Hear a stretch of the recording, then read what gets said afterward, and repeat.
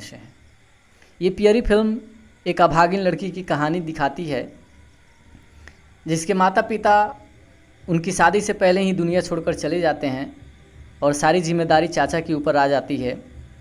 लेकिन ऐसे चाचा नसीब से ही मिलते हैं या फिर दुआ करेंगे कि सबको मिले, क्योंकि वो चाचा नहीं डबल बाप थे। शायद उनके पिता भी उनकी खातिर वो चीज़ नहीं कर पाते जितना कि उनके चाचा ने किया। फिल्म में जो चीज़ दिखाई गई है वही सारी चीज़ें बता रहा हूँ।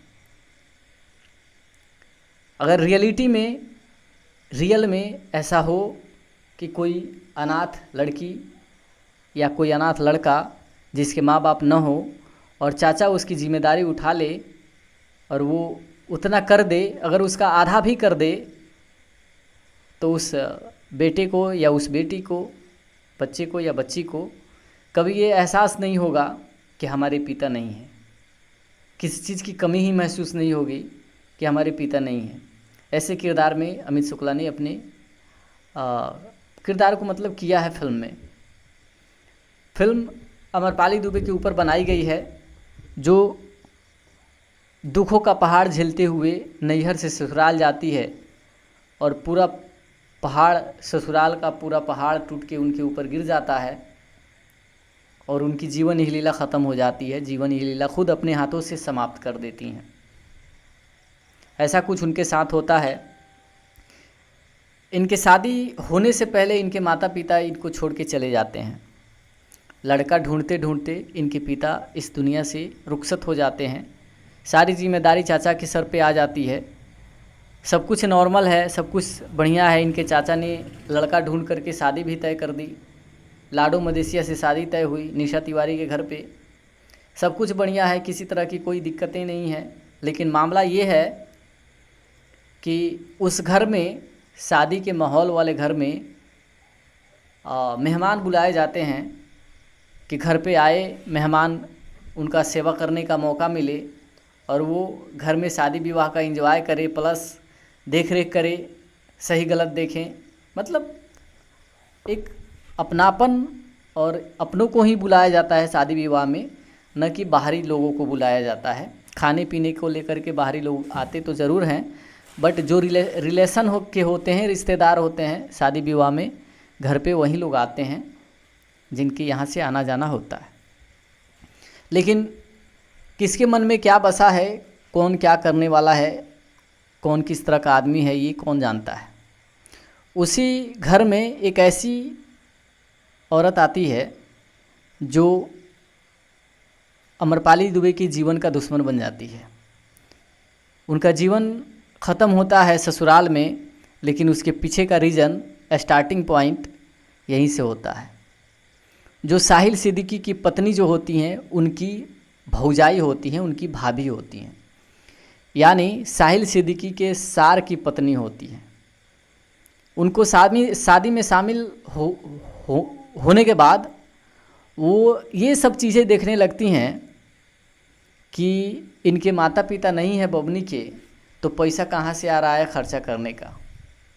क्या उनके पिता माता पैसा रख के गए थे? साहिल सिद्दीकी की पत्नी बताती है, ना भाभी, वो लोग कुछ नहीं, हमारे पति के दुकान की सारी कमाई है और जो कुछ घर पे था वो सब लगा करके किया जा रहा है।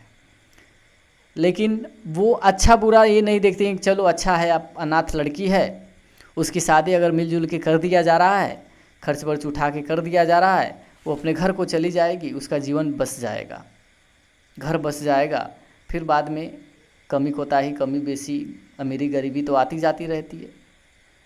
ये समझाने और कहने के बजाय वो कहती है कि अरे इतना पैसा खर्चा कर रहे हैं आप लोग, आपके ससुर जी कर रहे हैं खर्चा, तो बताइए, वो तो खर्चा करके शादी विवाह कर देंगे, भरना तो आप लोगों को पड़ेगा, और ऊपर से आपकी भी बेटी है, इसकी जीवन का क्या होगा, इसकी ज़िंदगी का क्या होगा, इसको कौन देख रेख करेगा, इसका जीवन कैसे कटेगा।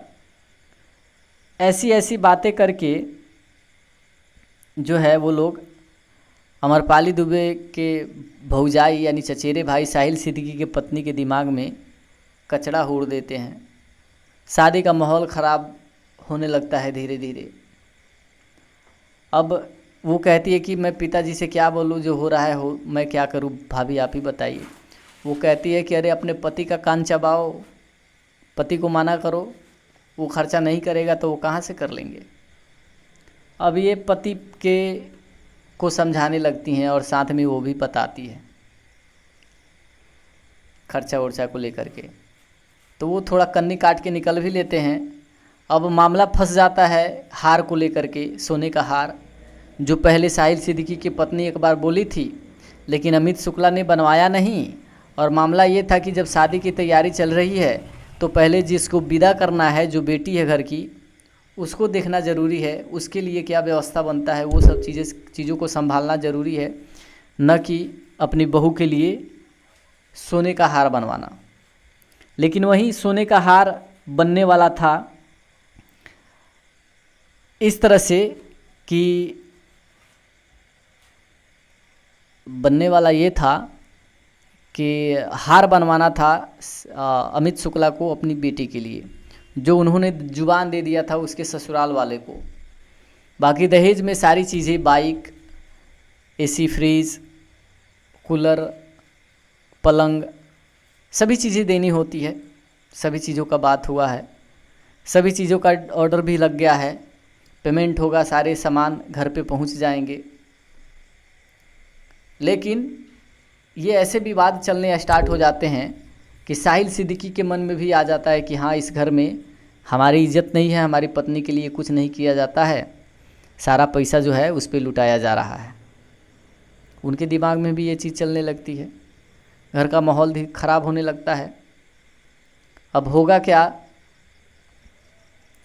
अब मैटर ये होता है कि हार बनने के लिए माना कर देते हैं साहिल सिद्दीकी। मंडप सजाने की बात होती है, उनके ससुराल वालों के द्वारा ये कहा जाता है कि मंडप बनवा दीजिएगा, मंडप में शादी होगी, पंडाल तो लगा ही है, मंडप में शादी होगी तो अच्छा होगा। उन लोगों का शौक़ था, उन लोगों ने बोला, लेकिन साहिल सिद्दीकी ने मना कर दिया कि ना ना, नहीं बनेगा पंडाल, इतना पैसा कहाँ से आएगा। क्योंकि इनकी पत्नी तो इनके दिमाग में डाल चुकी थी अब सारी बातें। हार बनाने की बात थी तो साहिल सिद्दीकी के पिता हार बनाने से मना कर दिए कि अच्छा, उसके लिए हार बनवानी है तो थोड़ा टाइम दो, देखा जाएगा बाद में, पहले शादी बीत जाने दो।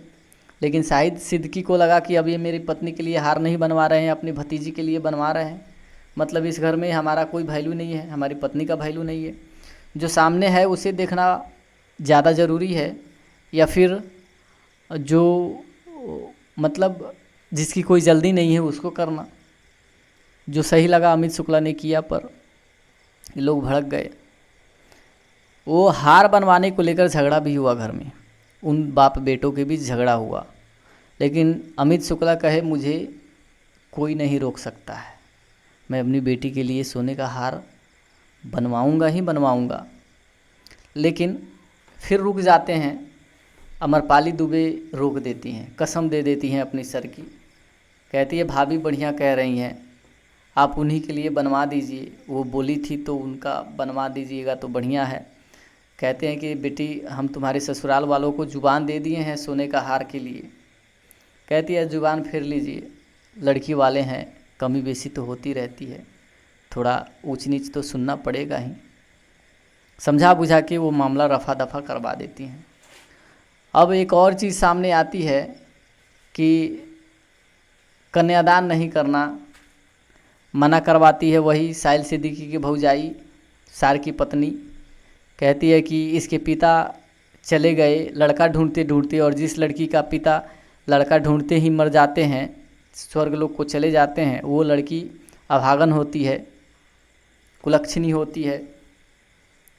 अब पिताजी जो है कन्यादान करेंगे, इनके साथ क्या होगा, ये बात उनके दिमाग में डाल देती है। ये लोग मना करते हैं अमित शुक्ला को, पर अमित शुक्ला मानने वाले तो हैं नहीं। हालांकि ये सारी बातें अमरपाली दुबे सुन भी लेती हैं, मानते नहीं अमित शुक्ला, उन पे थूक के जाते हैं कि लानत है तुम लोगों की सोच पे और तुम्हारे जैसे औलाद पे, ऐसी ऐसी बातें करके जाते हैं। अब उनकी पत्नी साहिल सिद्दीकी की कहती है, और वहाँ से कह के भी जाते हैं कि जो जो ऑर्डर के सामान थे आए नहीं हैं, पेमेंट करो कि सामान जल्दी से आ जाए। उनकी पत्नी कहती है कि ना, कोई पेमेंट नहीं होगा, पैसा अब नहीं खर्चा होगा, शादी हो जाएगा, मांग में सिंदूर पड़ जाएगा, विदाई हो जाएगी, कौन क्या करेगा, जब शादी हो जाएगा तब कुछ नहीं दिया जाएगा। लेकिन वही जड़ उनकी ज़िंदगी खाने के काम आती है। विदाई हो जाती है, सामान कुछ नहीं आता है, वहाँ पे जाके इनको गृह प्रवेश नहीं कराया जाता है, ना इनका परछावन होता है, उतार के कमरे में डाल दिया जाता है, मारा पीटा जाता है, प्रताड़ित किया जाता है दिन रात।